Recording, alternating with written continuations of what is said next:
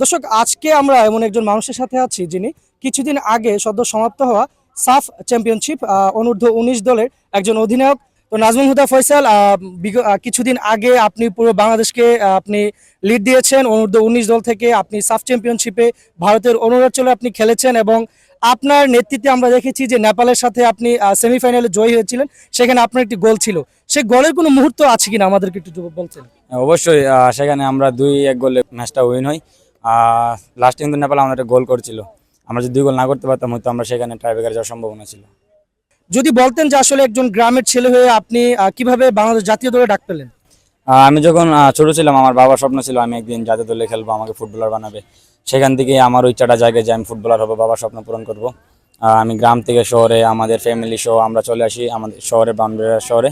সেখানে আমি United football একাডেমিতে প্র্যাকটিস শুরু করি।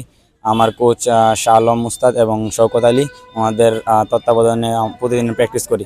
সেখান থেকে আস্তে আস্তে আমি ন্যাশনাল টিমে কল করি। কোনোদিন এরকম কোনো বাধা আমার পরিবার থেকে আসেনি। আমার পরিবার সবসময় আমার পাশে ছিল, সবসময় আমার সাপোর্ট দিয়েছে যে তোমাকে ভালো জায়গায় যেতে হবে, ভালো ফুটবল খেলতে হবে এবং প্রতিদিন প্র্যাকটিস করতে হবে। ঠিক আর তো শেষ নাই। আমি ক্যাপ্টেন হিসেবে চেষ্টা করি সবসময় দলকে এবং নিজের দেশকে, দেশের মানুষকে ভালো কিছু দেওয়ার। আমি গ্রুপ পর্ব থেকে শুরু করে সেমিফাইনাল পর্যন্ত 3টা ম্যাচেই আমি গোল করি এবং অ্যাসিস্টও আমার ছিল। বাট ফাইনালে আমরা 1 গোলে পিছিয়ে পড়ি, সেখান থেকে আবার কামব্যাক করে টাইব্রেকারে যাই। বাট আমার টাইব্রেকার শটটার জন্য আমরা আজকে ম্যাচটা লস করে রানার্স আপে দেশে ফিরি, এটা আমি মনে করি। তবে আক্ষেপ অবশ্যই থাকবে, যেহেতু আমরা অনেক চেষ্টার পরে দেশের মানুষকে একটা ট্রফি এনে দিতে পারি নাই। ইনশাল্লাহ ওইখান থেকে শিক্ষা নিয়ে সামনে এগোনোর চেষ্টা করব। নিয়মিত প্র্যাকটিস আর তৃণমূল থেকে প্লেয়ার বাছাই করে জাতীয় পর্যায়ে নিয়ে যাওয়া, বেশি বেশি টুর্নামেন্টের আয়োজন করা এবং ন্যাশনাল টিম এজ ভিত্তিক হোক এবং সিনিয়র ন্যাশনাল টিম হোক, বেশি বেশি ফ্রেন্ডলি ম্যাচ খেলা। আর বিশেষ করে এখন যেহেতু হামজা ভাই আর সামিদ সুম ভাই তারা আসতেছে, বাংলাদেশ ফুটবলটা আপনি দেখতেছেন অনেকটাই কিন্তু পরিবর্তন হচ্ছে। তো এইভাবে একদিনই কোনো কিছু হবে না, আস্তে আস্তে ইনশাল্লাহ একদিন বাংলার ফুটবল অনেক এগিয়ে যাবে।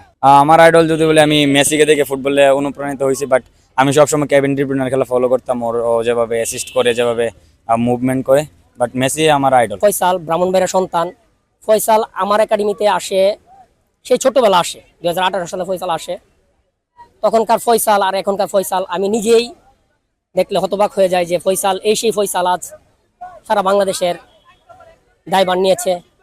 আমি চাই ফয়সালের মতো আমার সারা বাংলাদেশে, শুধু আমার ব্রাহ্মণবাড়িয়া না, আমার সারা বাংলাদেশ থেকে যেন ফয়সালের মতো আরো অনেক অনেক ফয়সাল বেরিয়ে আসে। আর বিশেষ করে আমি এক ফয়সাল দিয়ে আমি সন্তুষ্ট না। আজকে আমি আসছি কসবাতে একাডেমি লেভেলের, উইথ লেভেলের যে ছেলেগুলো আছে, বয়সভিত্তিক ছেলেগুলা, তাদেরকে নিয়ে আমার অনেক একটা স্বপ্ন আছে যেন ফয়সাল আমি প্রতি জেলায় জেলায় এবং প্রতি থানায় থানায় একটা করে ফয়সাল তৈরি করতে পারি। এই আশা নিয়ে আমি আজ কসবায় আসছি। কসবায় আমি প্র্যাকটিস অনূর্ধ্ব 15 এবং 14 টিমের প্র্যাকটিস দেখেছি। অনেক ছেলেদের আমার পছন্দ হয়েছে। আমরা আশা করি তাদেরকে নিয়ে আমরা ক্যাম্প করবো, ব্রাহ্মণবাড়িয়া সদর আমরা একটা ক্যাম্প করব। এই আশা নিয়ে আমি আজ কসবাতে আসছি।